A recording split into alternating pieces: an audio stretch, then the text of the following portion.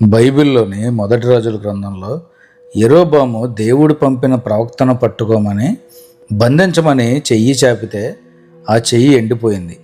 ఆ తర్వాత ఆ ప్రవక్త యెరోబాము గురించి ప్రార్థన చేస్తే రాజు చెయ్యి బాగుపడింది అనే విషయం మనకందరికీ తెలుసు.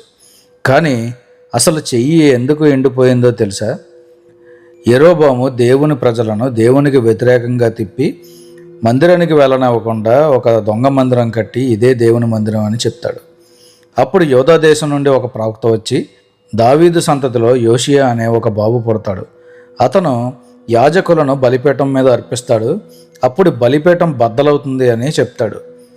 అప్పుడు కోపంతో యెరోబాము అరిచి ఆ ప్రవక్తను పట్టుకోమని చెప్తాడు. అప్పుడు ప్రవక్త వైపు యెరోబాము చాపిన అతని చెయ్య ఎండిపోతుంది. ఆ తర్వాత ఆ ప్రవక్త యెరోబాము గురించి ప్రార్థన చేస్తే ఆ చెయ్యి మళ్ళీ బాగుపడుతుంది. ఇది యెరోబాము చెయ్యి ఎండిపోవడం వెనకాల ఉన్న చరిత్ర.